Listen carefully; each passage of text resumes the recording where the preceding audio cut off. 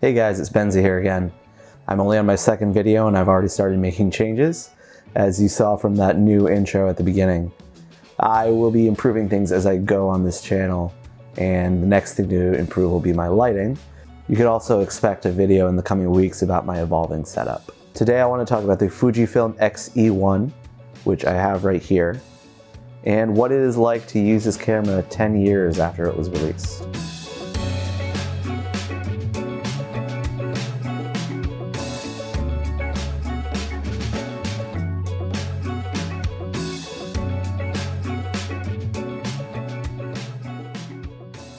So a little bit of background on how I ended up with this camera.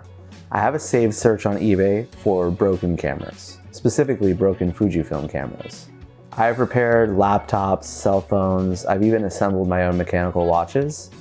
So I figured that a broken camera could be something else that I would know how to fix, or that I could learn how to fix, because I'm good with fixing small parts. However, this isn't quite the case. I've actually purchased two cameras that were listed as 4 parts on eBay. One was the Fujifilm X-20. This was my first Fujifilm camera, and I actually did not know the difference between the X-20 and the X-T20. So I bought that camera thinking that it would be a mirrorless camera and that it would have a larger sensor than the main camera I was using at the time, which was a Panasonic Lumix LX100. The owner listed that one as having a stuck lens, which should have been a hint that it's not a mirrorless camera. But I was a novice and I really had no idea what I was doing. That camera, I ended up just forcing the lens to become unstuck, and it worked perfectly fine. Because of the age of the camera and the smaller sensor, it did end up becoming an everyday camera for me. After that, I kept on looking, and eventually I found a Fujifilm X-E1 that was listed as not working. The owner said that one day it just stopped turning on. It didn't have any corrosion or water damage, just one day it wouldn't work anymore. And being a bit naive, I decided, you know what, I can make it work.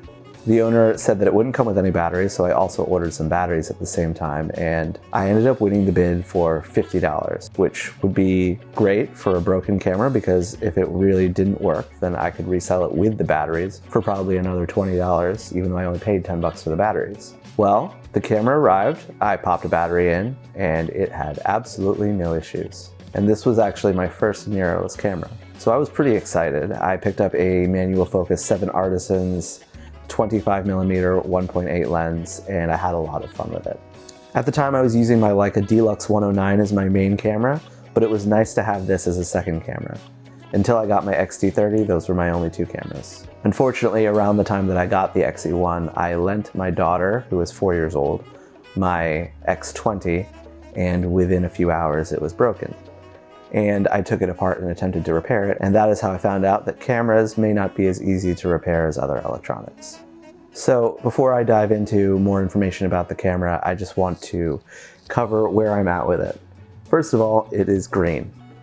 This camera did not come in a green color. I've really wanted to get my hands on a Leica reporter, whether it be the M10P reporter or the Q2 reporter, which had this nice military green color with the middle section covered by Kevlar rather than leather. So, because I was no longer using this camera daily after I got the X-T30, I figured, what's the worst that could happen? My investment was $50, so I masked out all of the black parts and I spray painted it green. It's not perfect. There's definitely some issues with the paint, but overall, I'm pretty happy with it. It gives it a more unique look than other Fuji X-E1s. And I'm probably not going to sell this camera, so why not give it a try? I do plan on sourcing some sticky Kevlar to replace the leatherette, and actually removing the grip on that camera altogether.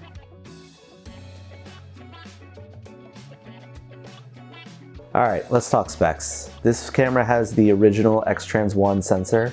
It's a 16 megapixel APS-C size sensor.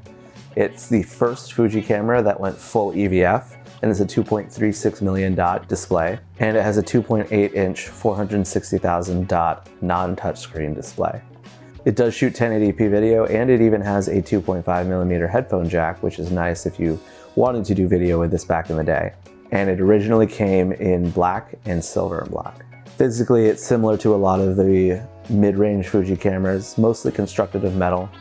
It does have a pretty tiny grip, but as I said, I do plan on getting rid of that.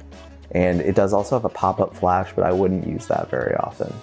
It's pretty robust feeling, not too heavy. It's definitely not pocketable based on its size, even with a pancake lens, unless you're putting it into a large jacket pocket. The X-Trans 1 sensor inside of it is actually pretty sought after today still for its filmic quality. The camera gives a natural grain to its photos, and the files have some interesting nostalgic color to the photos. As I said, very filmic, very similar to film cameras. There's not a lot of built-in film simulations because it was one of the earlier Fujifilm cameras, but Fuji X-Weekly has created a good amount of film simulations for this camera as well. The autofocus and the EVF refresh on this camera are both very slow, which honestly I don't really mind when using this camera. The thing that this camera really does well is it makes you slow down. Because everything on it is so slow, you really have to take your time and appreciate the photograph that you're taking.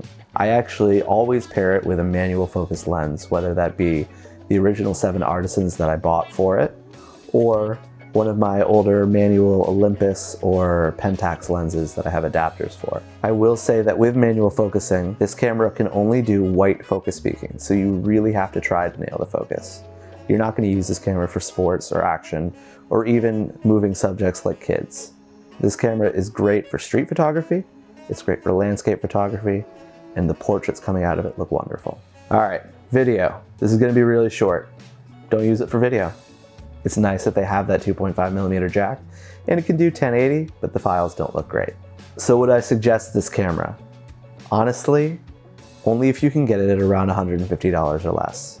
I lucked out getting it for $50, but most likely you'll find it at around $100 to $200.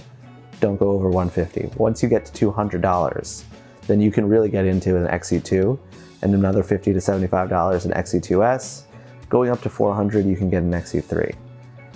The X-E2 still has the X-Trans 2 sensor, which is a great sensor and still produces very filmic quality in the images, but that camera also has red and blue focus peaking, which makes manual focusing much easier.